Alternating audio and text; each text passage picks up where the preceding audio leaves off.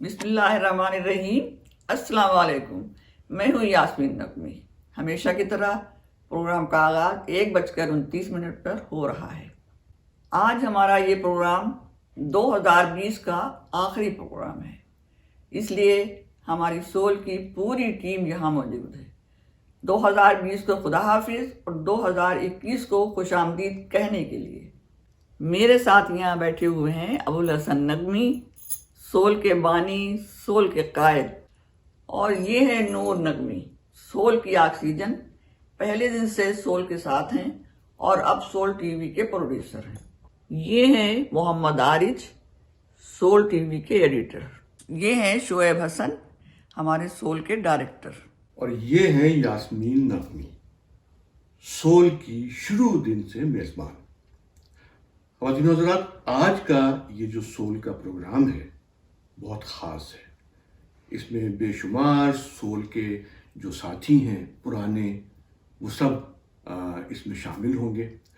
تو میری آپ سے درخواست ہے کہ آپ یہ پروگرام شروع سے آخر تک دیکھیں، اور میں کیا کہہ رہا ہوں، آپ کو دیکھنا ہی پڑے گا۔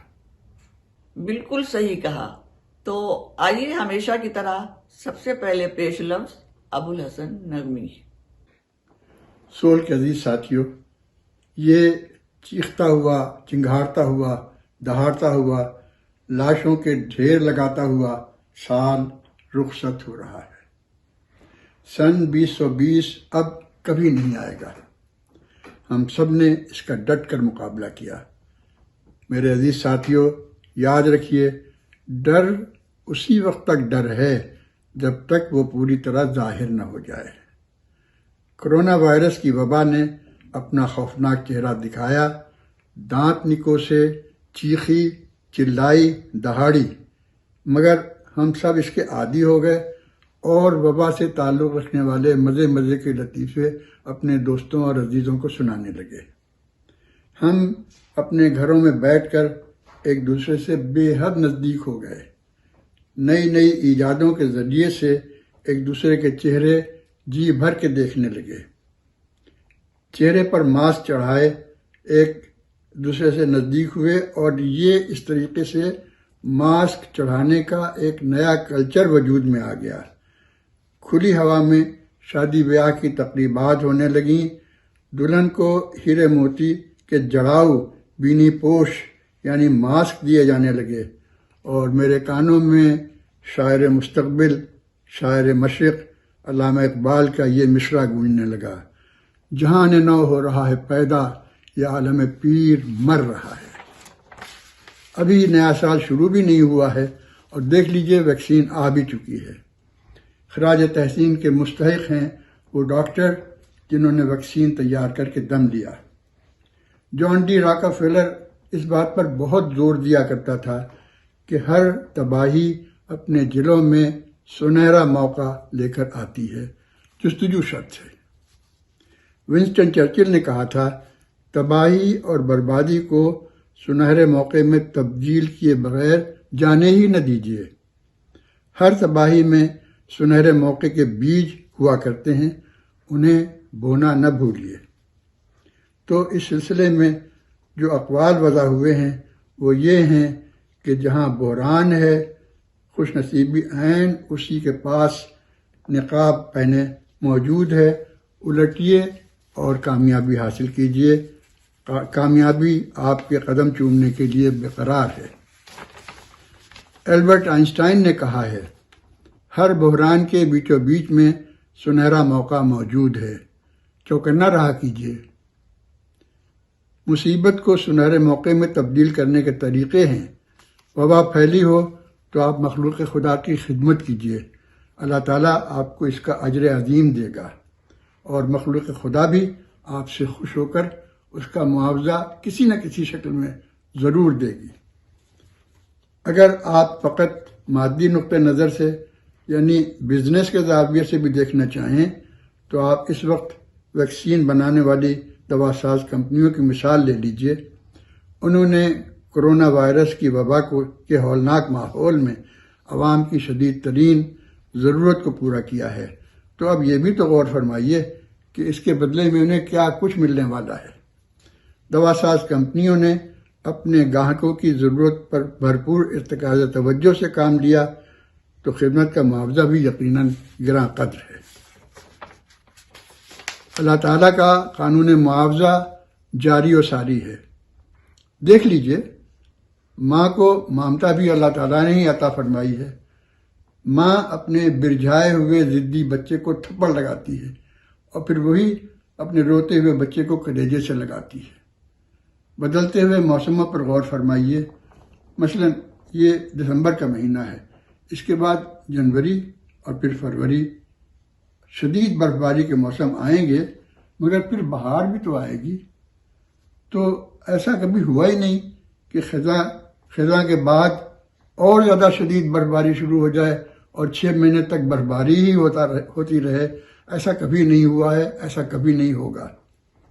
میں اکثر مثال دیا کرتا ہوں کہ چینی زبان کے حروف پر غور فرمائیے، اگر اوپر سے نیچے پڑھو تو اس کا مطلب ہوگا نہایت درجہ تباہی، بربادی، اور پھر اسی لفظ کو نیچے سے اوپر پڑھیے تو اس کا مطلب نکلتا ہے سنہرا موقع۔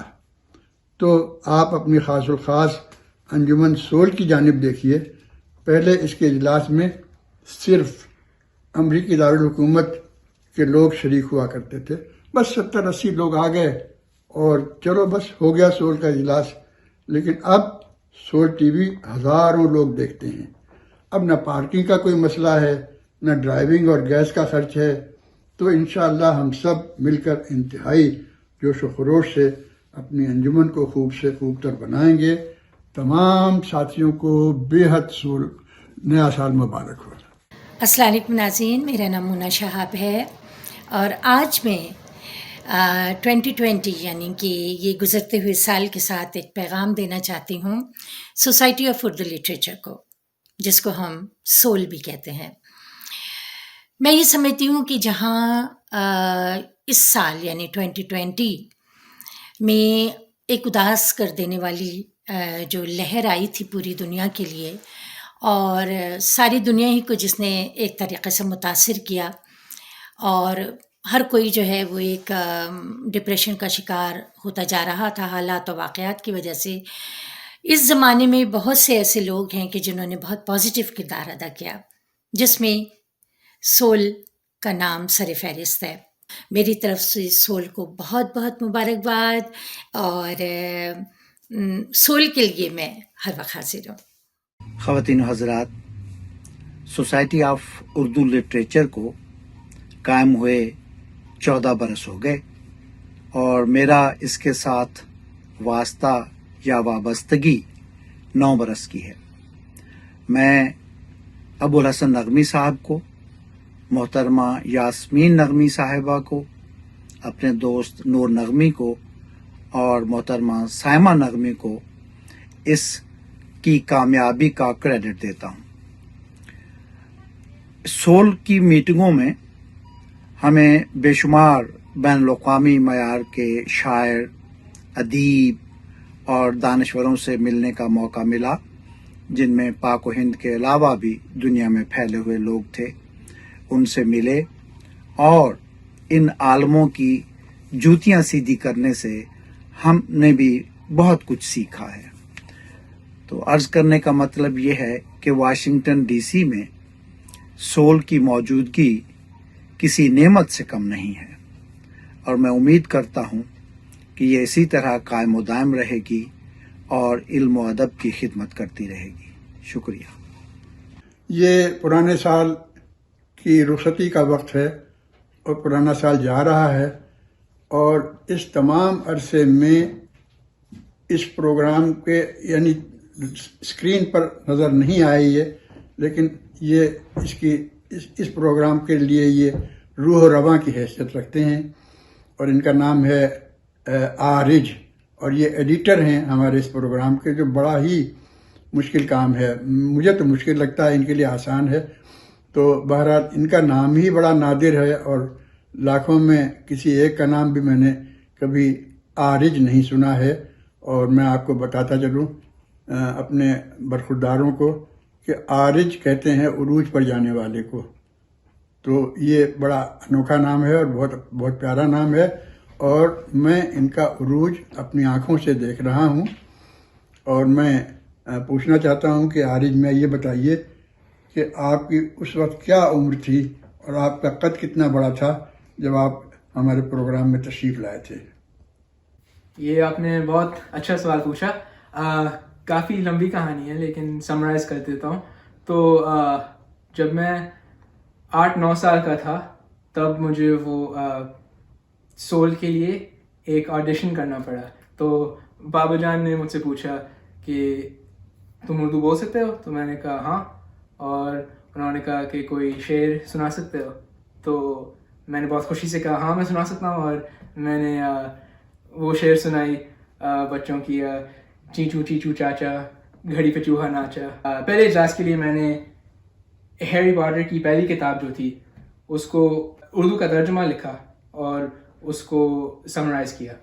जो माइक्रोफोन था वो खासा ऊंचा था तो उसको नीचा करना पड़ा और मुझे एक स्टूल पे खड़ा होना पड़ा। सोल की सबसे बड़ी अहमियत ये है कि वो एक प्लेटफॉर्म है जिस पे उर्दू का एक्सपोजर और प्रैक्टिस रह सकता है।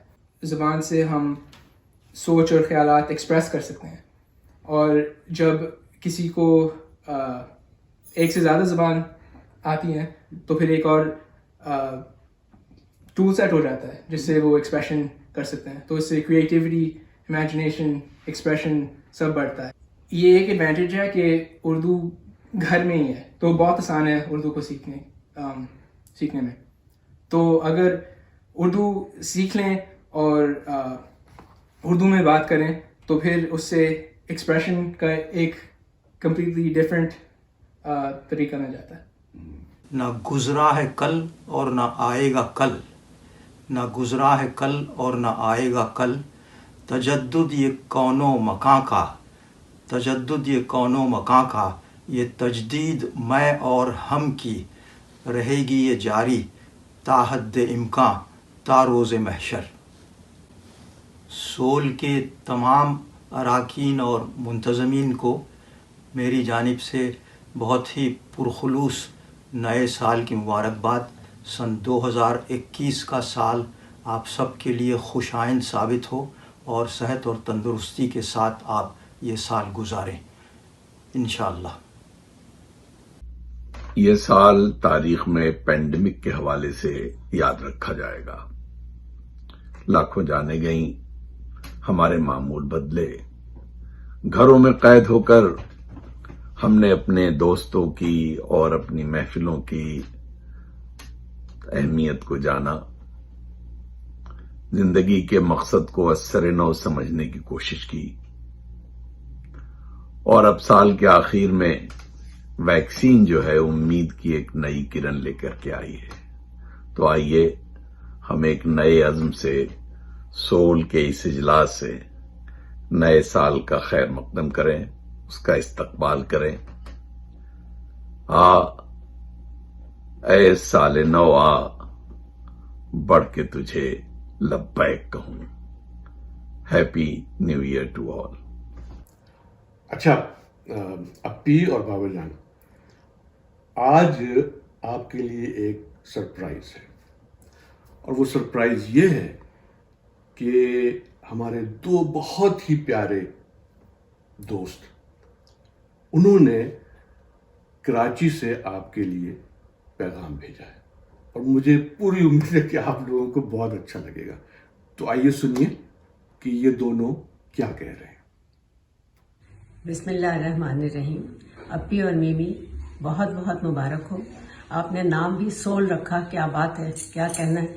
ये सोल तो कभी ख़त्म ही नहीं होती। इसी तरह आप लोग इसके साथ आगे बढ़ेंगे और बढ़ते रहे हैं। आपने इतने दोस्त जमा कर लिए, इतने उर्दू जानने वाले जमा कर लिए, और मेरी किस्मत देखिए कि मुझे भी मौका मिला एक बार आप लोग सबके साथ शामिल होने का। और मेरे लिए वो यादगार शाम थी, वो यादगार दिन था जब आपने मुझे नूर के घर आके डांटा था कि तुम्हें आना है, क्योंकि कुछ वजह ऐसी हो गई थी कि मुझे कहना पड़ रहा था कि मैं नहीं आऊँगी, लेकिन मैं आई फिर, क्योंकि आपकी डांट के बाद तो मुझे आना ही था मीमी। آپ کو خدا بہت عزت، بہت صحت، بہت زندگی کے ساتھ آگے بڑھائے، اور سول کے لیے آپ کو بہت بہت بہت بہت مبارکباد۔ نقوی صاحب، بیگم صاحبہ اور اردو زبان کو میں مبارکباد پیش کرتا ہوں۔ کووڈ-19 نہ اردو زبان کا کچھ بگاڑ سکی، نہ نقوی صاحب کا اور نہ ہی بیگم صاحبہ کا۔ ٹرمپ اور ان کی بیگم چلے گئے، ان کے سارے پروگرام ختم ہو گئے، مگر سول جاری ہے، جبکہ اب سول کے پروگراموں میں لوگوں کو نہ سموسے کھانے کو ملتے ہیں، نہ کباب، نہ پوریاں۔ اس کے باوجود یہ پروگرام ہزاروں دیکھ رہے ہیں۔ خدا نقوی صاحب کو اور ان کی بیگم کو تندرست رکھے۔ ان کا سایہ اردو زبان پر ایک گھنے درخت کی طرح ہے، جس کے سائے میں امریکہ میں اردو سے محبت کرنے والے بیٹھے رہتے ہیں۔ میری طبیعت چند دنوں سے ٹھیک نہیں ہے، نیا سال آنے والا ہے، میں صرف اتنا کہوں گا، شفا ہو آپ کو، غالب کو بندے غم سے نجات، شفا ہو آپ کو، غالب کو بندے غم سے نجات، خدا کرے کہ یہ ایسا ہو سازگار برس۔ بہت بہت شکریہ، اور نقوی صاحب ایک مرتبہ پھر آپ کو بہت بہت مبارک۔ انور میاں، جیتے رہیے، خوش رہیے، اور اللہ تعالیٰ آپ کو روح و صحت فرمائے۔ بہت زمانہ ہو گیا آپ سے ملے ہوئے۔ آپ کے اشعار کا انتخاب مجھے جی جان سے پسند ہے، اور اس سے آپ کی نفاست طبع کا اندازہ ہوتا ہے۔ اور بات یہ ہے کہ جو اتفاق سے آپ کے پسندیدہ شعراء ہیں وہی میرے بھی ہیں، حتیٰ کہ بعض اشعار اور رباعیاں جو آپ سناتے ہیں وہ بھی میرے اور آپ کے مشترک ہیں۔ تو دل چاہتا ہے کہ پھر مل بیٹھیں، اور خدا کرے بہت جلد ایسا ہو۔ امو، آپ کے لیے بہت بہت دعائیں۔ آپ کو بھی دیکھے ہوئے زمانہ ہو گیا، محسوس تو ایسا ہی ہوتا کہ زمانہ ہو گیا، اور اللہ تعالیٰ آپ کو سلامت رکھے۔ آپ کے نام میں جو تنوع اور جدت ہے وہ مجھے بہت پسند آئی، کیونکہ کسی گرامر کے قاعدے سے تو یہ نام نہیں ٹھیک ہے، لیکن گرامر کیا ہوتی ہے؟ کچھ بھی نہیں ہوتی ہے، آپ کی سہولت کے لیے ہے۔ تو آپ نے جو یہ تنوع فرمایا ہے آپ کے بزرگوں نے، وہ مجھے بہت پسند ہے۔ امو اور انور، بہت بہت شکریہ، تم نے ہم دونوں کے بارے میں جو کچھ بولے تم ہو اور تم نے کہا، اور میرے دل پہ اس کا بہت اثر ہے، بہت اچھا لگا۔ اللہ تعالیٰ تم دونوں کو خوش رکھے، آباد رکھے، تمہارے بچوں کو اللہ تعالیٰ اپنے حفظ و امان میں رکھے، اور تم لوگ خوش رہو۔ بہت سی دعائیں۔ ایک پیغام سول کے ساتھیوں کے لیے ہے۔ سال نو کا تقاضا کہ کھائیں ہم قسمیں، کہ اب بدل کے ہی رکھ دیں گے سب بری رسمیں۔ نئے سرے سے نیا ایک جہاں بسائیں گے، محبتوں کے نئے گل یہاں کھلائیں گے۔ ہوگا بس اب تو جہاں میں فقط انسان کا راج، بے ایمانی کا نہیں، امن کا، ایمان کا راج۔ وعدہ کر لو تو مبارک ہو نیا سال تمہیں، ملے خوشی ہی خوشی دوستو ہر حال تمہیں۔ سول پچھلے کئی برسوں سے ماہ بہ ماہ ہمارے ادبی ذوق کی تسکین کرتا رہا۔ نامور شاعروں، ادیبوں اور دانشوروں کی محبتوں سے ہمارے دلوں کو گرماتا رہا، اور جب بھی ہمارے انتہائی مشفق، محترم و مکرم جناب ابوالحسن نغمی کا ٹیلی فون آتا اور کسی افسانے، کسی مضمون، کسی کلام کے پڑھنے کی فرمائش ہوتی، تو وہ لمحہ ہماری زندگی کا ایک خوبصورت لمحہ ہوتا، ہماری ادبی روح جاگ اٹھتی، اور سول کی ہر محفل ہمیں ایک نئی زندگی عطا کرتی۔ لیکن پھر نہ جانے کس کی نظر لگ گئی، کرونا نے ہم سے ہماری محفلیں، ہماری خوشیاں، ہماری رونقیں چھین لی۔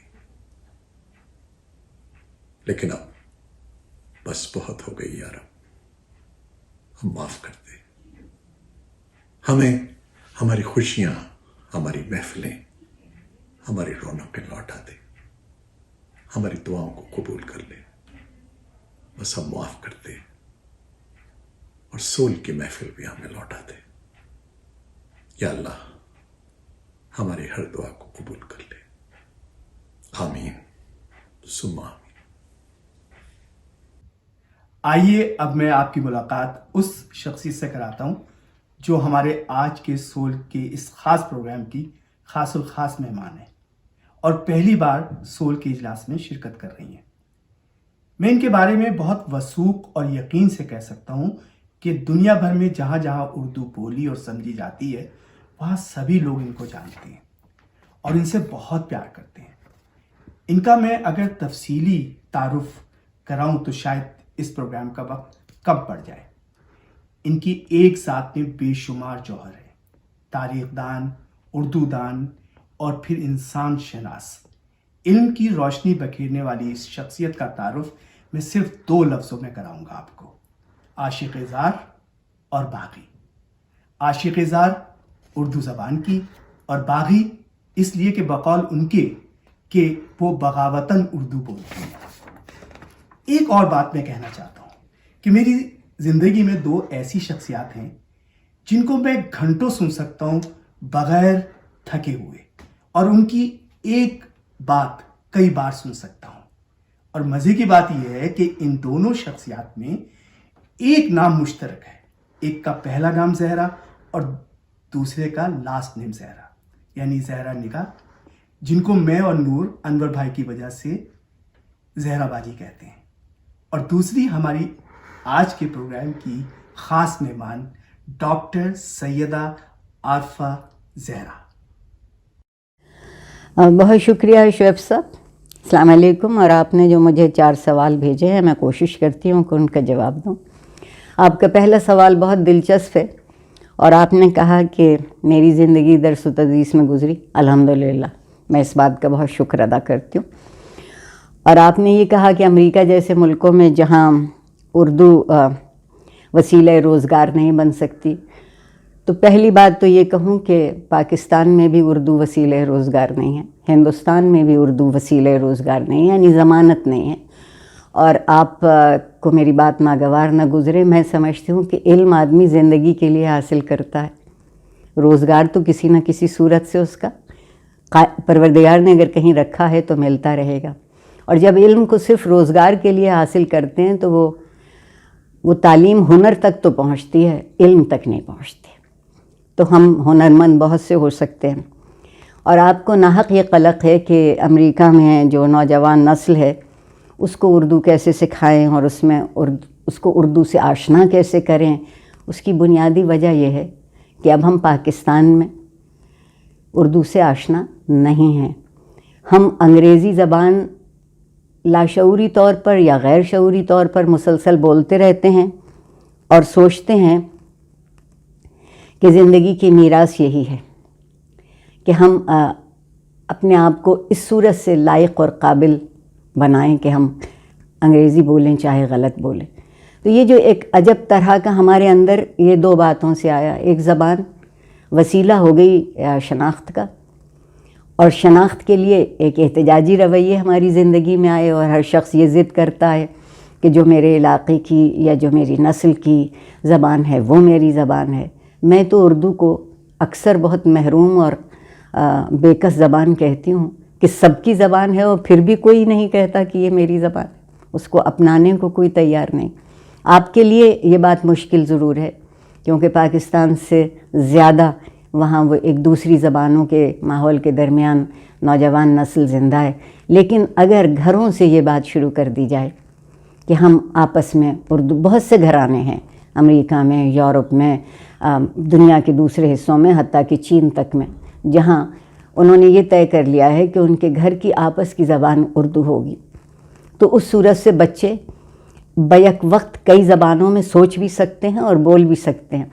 और मैं समझती हूँ कि पाकिस्तान में हर बच्चा 3 ज़बानें जानता है, एक उसके अपने माहौल की इलाक़ाई ज़बान, एक उर्दू, और तीसरी ज़बान जो वो सिर्फ़ पढ़ सकता है वो अरबी। تو جس بچے کو اتنی دسترس حاصل ہو زبان سیکھنے میں، اس کو اردو میں کوئی مشکل نہیں ہونا چاہیے. آپ کے ہاں یہ مشکل ہے. گھر کے دروازے سے باہر نکلتے ہی زبان دوسری ہو جاتی ہے. تو ذمہ داری گھر والوں کی ہے. اور پھر جب تمام وہ لوگ جو اردو شناساں ہیں، اردو آشنا ہیں، وہ مل کے بیٹھیں اور اردو بولیں اپنے بچوں اور اپنی نوجوان نسل کے سامنے، تو ان کو ترغیب ہوگی، رغبت ہوگی کہ وہ ایک زبان کو سیکھیں. اور میں نے اپنی زندگی کے تجربے سے یہ سیکھا کہ اگر شاعری کی طرف راغب کر دیا جائے تو زبان جلدی پھیلتی ہے، کیونکہ شاعری کا جو رومان ہے اور جو شاعری کا احساس ہے وہ انسان کے اندر کی دلچسپی کو زیادہ جگاتا ہے. مجھے آج تک یاد ہے کہ اسماعیل میٹھی کی نظمیں زیادہ تھیں اور نثر کم تھی جو بنیادی اردو سکھائی جا رہی تھی. تو میرا خیال ہے، اور آپ کے لیے تو آج کل یہ بات بہت آسان ہے کہ یہ جو ہمارے پاس ایک نیا الیکٹرانک میڈیا موجود ہے، ڈیجیٹل میڈیا موجود ہے، جس میں کہیں چاہیے اردو سن لیجئے. اور آج کل اردو میں کو ایک طرح سے دوبارہ زندگی مل رہی ہے. بہت لوگ مل کے اس کے لیے کام کر رہے ہیں. تو اگر آپ اپنی نسل کو اس سے آشنا کرا دیں، اور جن بچوں کو لکھنے پڑھنے کا شوق ہے، موسیقی کا شوق ہے، بات کو سمجھنے کا شوق ہے، ان کے لیے اردو مشکل نہیں رہے گی. آپ کا دوسرا سوال ہے کہ ایک زمانہ تھا کہ اردو بر صغیر تک محدود تھی، پھر اس نے زقند لگائی تو لندن میں کچھ ادیبوں نے بسیرا کیا.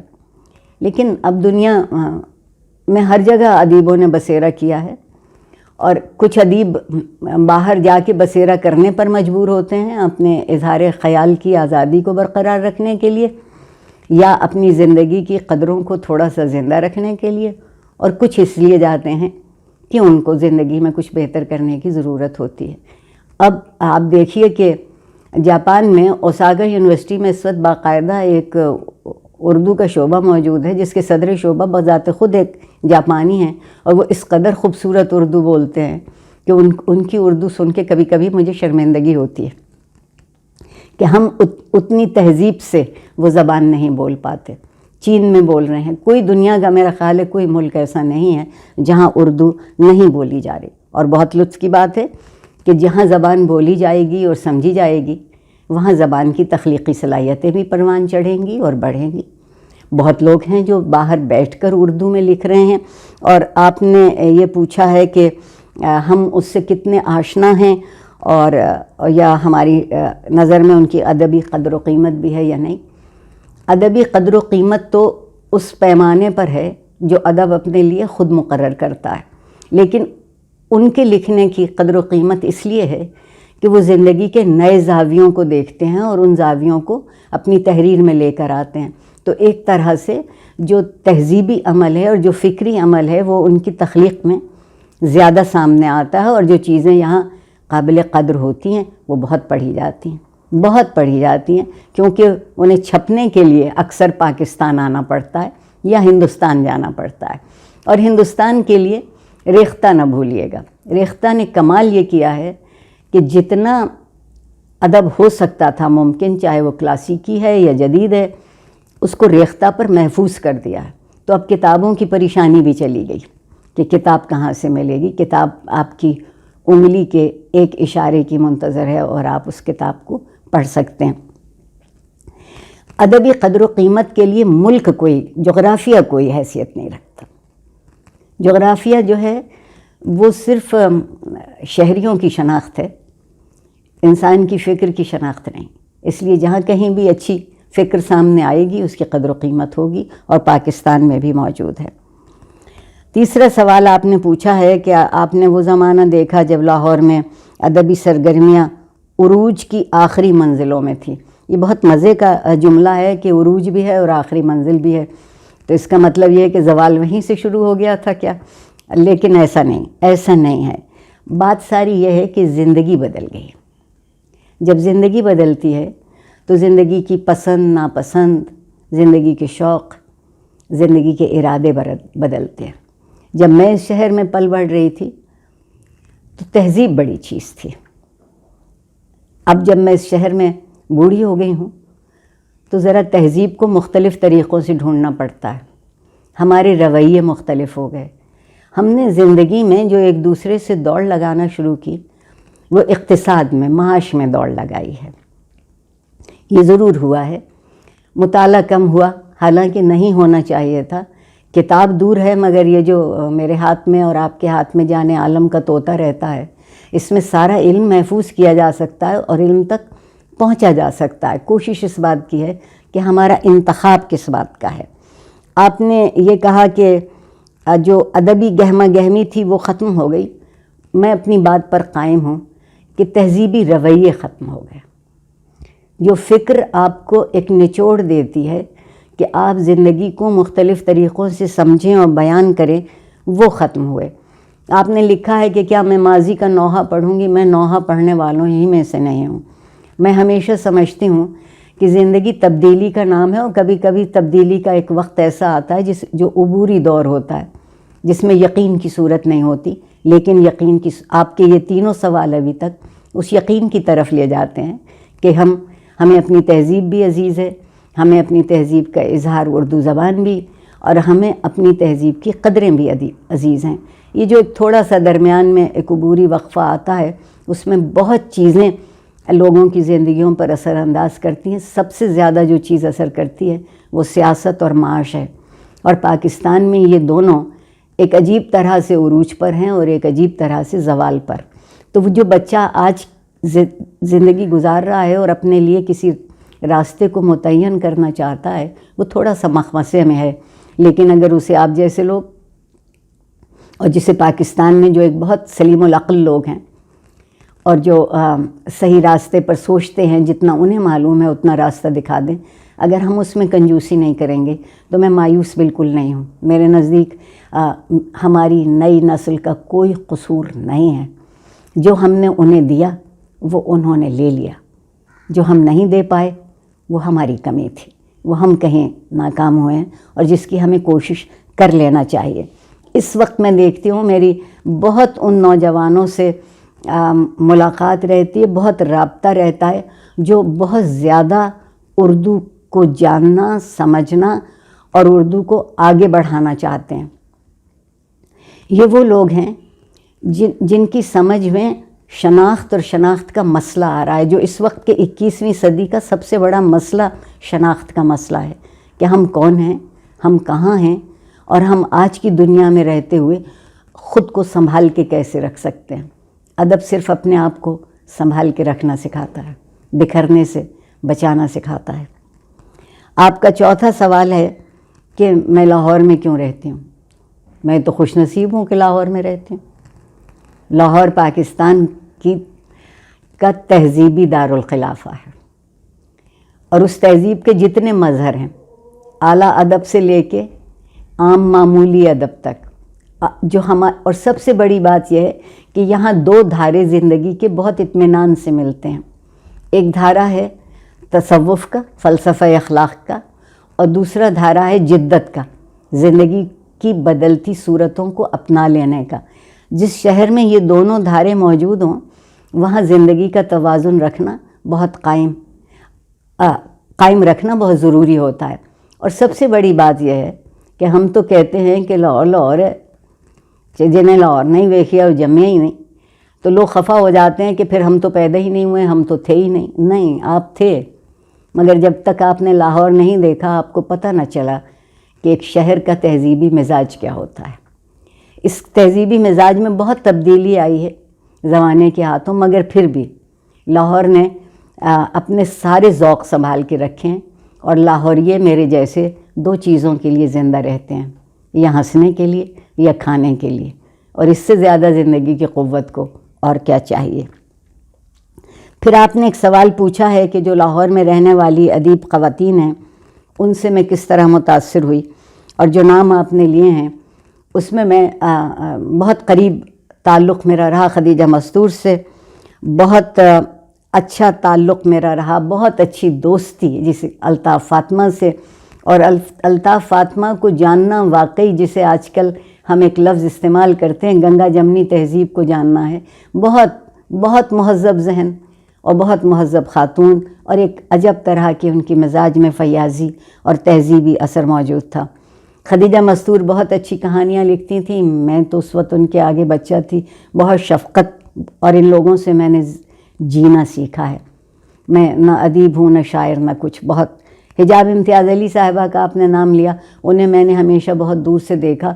وہ کم آمیز خاتون تھیں اور لیکن ان کی باتوں میں ایک بہت مختلف رنگ تھا. وہ 20ویں صدی کا جو نیا نیا رومان ہے اس کی تصویر تھی حجاب امتیاز علی، اور بانو قدسیہ بدلتے ہوئے زمانے کی تصویر ہیں، اور جس میں زیادہ تر ان کے ہاں ایک مذہب کا ایک مزاج آتا ہے. لیکن جب سے بانو قدسیہ اور اشفاق احمد صاحب ضیاء الحق کے حامی ہو گئے تو کچھ ہم لوگوں کے دل پہ دراڑ پڑ گئی. دراڑ اس لیے پڑ گئی کہ تہذیب میں اور اخلاق میں سیاست کے رنگ کو شامل نہیں کرنا چاہیے. سیاست طرز حکومت ہے میرے خیال میں، سیاست کو طرز زندگی نہیں ہونا چاہیے. آخری سوال آپ نے یہ پوچھا ہے کہ میں اردو ادب پڑھاتے ہوئے کبھی سوچا کہ کام چھوڑ کر کوئی اور شو. آپ نے شاید یہ سوچ لیا میرے لیے کہ میں نے اردو نوکری کے لیے پڑھی تھی. میں معافی چاہتی ہوں. اردو میرے 3 عشقوں میں سے ایک عشق ہے، اور عمر کے اس مرحلے میں آدمی اپنے ہر عشق کا بیان کر سکتا ہے. میرا ایک عشق پاکستان ہے، میرا دوسرا عشق لاہور ہے، اور میرا تیسرا عشق اردو ہے.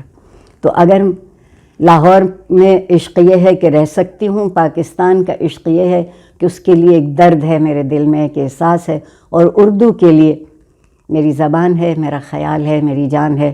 تو یہ تینوں میرے خیال میں ایک ہی چیز کے 3 زاویے ہیں، یہ الگ نہیں ہیں.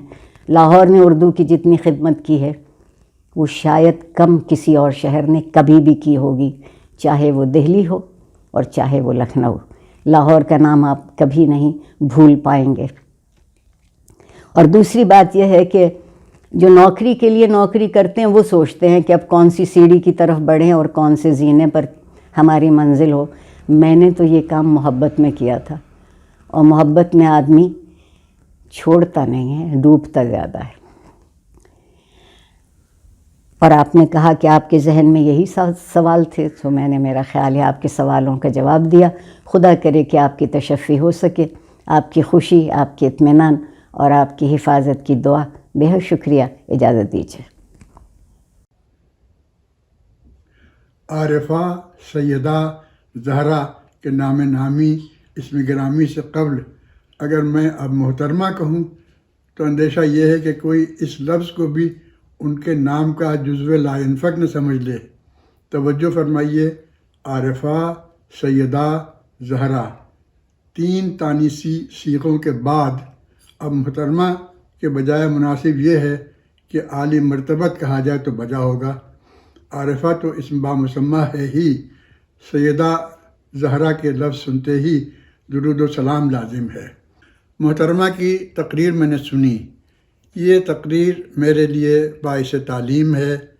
دیکھنا تقریر کی لذت کہ جو اس نے کہا، میں نے یہ جانا کہ گویا یہ بھی میرے دل میں ہے. نئے سال کی آمد ساری دنیا کے لیے ایک لمحاتی سرشاری کا لمحہ ہوتا ہے.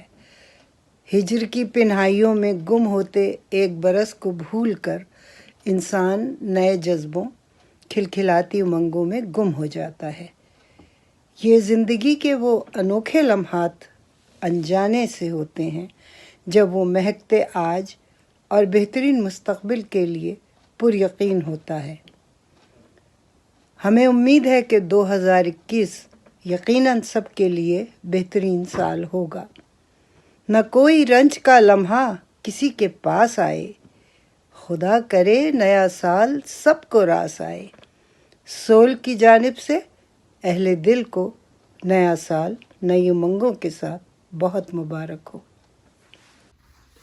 سول کے عزیز ساتھیوں، اب میں آپ کی ملاقات ایک بہت خاص مہمان سے کرانا چاہتا ہوں، اور یہ خاص مہمان ہیں ہماری اپنی ریما خان. ریما، کیا حال چال ہے آپ کے؟ دیکھیے، یہ کووڈ نے ہم سب کو کتنا دور کر دیا ہے. حالانکہ آپ بہت قریب رہتی ہیں، لیکن ہم لوگ ابھی مل نہیں سکتے. لیکن چلیے، ایسے ہی تو ملاقاتیں ایسے بھی ہو سکتی ہیں. تو یہ بتائیے کہ آج کل کیا ہو رہا ہے, کیا مصروفیات ہیں؟ میں بالکل ٹھیک ہوں. اللہ کا جتنا بھی شکر ادا کروں وہ کم ہے کہ 2020 زندگی صحت کے ساتھ گزر گیا. آپ لوگ بتائیے کہ آپ لوگ سب کیسے ہیں, خیریت سے ہیں؟ آپ لوگوں کو دیکھ کر, خاص طور پر محترم ابوالحسن نقوی صاحب کو دیکھ کر بہت خوشی ہو رہی ہے. باقی رہا میری مصروفیت کا, تو آج کل کیا ہو سکتی ہے بقول زہرا نگاہ صاحبہ کے کہ مجھے فرصت ہی فرصت ہے. سویرے جلدی اٹھنا ہے, نہ شب کو دیر سے سونا ہے, کہیں باہر نہیں جانا, کسی سے بھی نہیں ملنا, نہ کوئی فکر لاحق ہے, نہ کوئی یاد باقی ہے. مگر سچ کہوں, مجھے یہ آخری مصرع جو ہے اس میں جھوٹ لگتا ہے کیونکہ یادیں ہمیشہ ہمارے ساتھ رہتی ہیں اور وہ کبھی ہم سے جدا نہیں ہو سکتی. میں امید کرتی ہوں کہ سب کچھ ٹھیک ہو جائے گا اور انشاءاللہ ہم سب لوگ جلدی ملیں گے اور 2020 کے ساتھ ہم اس کرونا وائرس کو بھی بائے بائے کر دیں گے اور آنے والا وقت بہت اچھا ہوگا. ہمارے جو خواب ہیں, جو خواہشیں ہیں, وہ سب پوری ہوں گی, کیونکہ میرا ایمان ہے کہ خوابوں کے اندر زندہ مت رہو, لیکن خوابوں کو اپنے اندر زندہ رکھو. تو انشاءاللہ زندگی صحت کے ساتھ بہت جلد بنفس نفیس ملاقات بھی ہوگی. آپ ریما مجھے یہ بتائیے کہ آپ نے اتنے عرصے میں سول کو بہت کچھ دیا اور آپ کے آنے سے سول کو بہت ہی مطلب گراں قدر ترقی ملی اور سننے والوں کا ایک حلقہ مہیا کیا آپ نے. تو آج میں یہ پوچھنا چاہتا ہوں کہ وہ تو آپ نے جو کچھ دیا اس کے لیے ہم سب ممنون ہیں, لیکن یہ بتائیے کہ سول نے بھی کچھ آپ کو دیا؟ سول کے بارے میں اپنے جذبات اور اپنے احساسات کا اظہار میں ان الفاظ میں کروں گی کہ سول ایک ادارہ ہے, ایک یونیورسٹی ہے جس سے میں نے بہت کچھ سیکھا. لفظ کی حرمت اور اس کے تلفظ کے بارے میں جانکاری ملی. انگریزی میں سول ہے, جس کا اتفاق سے اردو کا ترجمہ بھی روح ہے. روحانی بالیدگی اور علمی فراست کے لیے سول ایک اللہ کی رحمت کی صورت میں ہمارے لیے موجود ہے. سول ہی کے پلیٹ فارم سے نامور ادیبوں اور انتہائی فہمیدہ ہستیوں سے ملنے کا شرف حاصل ہوتا ہے, جو مجھ جیسے طالب علم کے لیے روحانی بالیدگی کا سبب بنتا ہے. درگاہ اعزدی میں میری عاجزانہ دعا ہے کہ ہمارے قابل احترام ادیبوں کو صحت اور عمر دراز عطا ہو. بالخصوص یاسمین آنٹی اور محترم ابوالحسن نقوی صاحب کے لیے اللہ تعالیٰ سے استدعا کرتی ہوں کہ ان کا سایہ ہم پر قائم و دائم رہے اور وہ اس ادبی رہنمائی کا تسلسل ہمیشہ قائم رکھے. چلتے چلتے میں ایک اور بات کہنا چاہتا ہوں, اگر آپ لوگ اجازت دیں. ہاں کیوں نہیں. دیکھیے, کووڈ-19 یعنی کرونا کی ویکسین تو آ گئی, ہمیں لگنا بھی شروع ہو گئی, اور وہ دن دور نہیں جب ہم اس وبا سے مکمل طور پہ نجات پا لیں گے. واقعی یہ سائنسدانوں کا بہت بڑا کارنامہ ہے اور ہم ان کو سلام پیش کرتے ہیں. لیکن ہمیں ایک اور ویکسین کی بہت شدید ضرورت ہے, اور یہ ویکسین سائنسدان نہیں بنا سکتے. یہ ویکسین ہمیں اور آپ کو بنانی ہے, اس وبا کے لیے جو بہت تیزی سے دنیا بھر میں پھیل رہی ہے. نفرت کی وبا, انسان کو انسان سے بانٹنے کی وبا. یہ کام دنیا بھر کے ادیب, شاعر, مصور, اداکار اور موسیقی سے تعلق رکھنے والے لوگ, یوں کہہ لیں کہ فنون لطیفہ کی ہر صنف سے تعلق رکھنے والے لوگ اس ویکسین کو بنا سکتے ہیں. پیار, محبت, اثار, قربانی, بھائی چارہ اور سب سے بڑھ کر قوت برداشت, ان تمام چیزوں کو اکٹھا کر کے یہ ویکسین بنائی جا سکتی ہے. اگر ہم نے ایسا نہیں کیا تو یہ وبا کرونا سے زیادہ مہلک اور خطرناک ثابت ہوگی. سوچئے, تو یہ تھا ہمارا آج کا پروگرام. امید ہے آپ کو پسند آیا ہوگا. انشاءاللہ اب آپ سے ملاقات اگلے سال یعنی جنوری 2021 میں ہوگی. آپ سب کو نیا سال بہت بہت مبارک.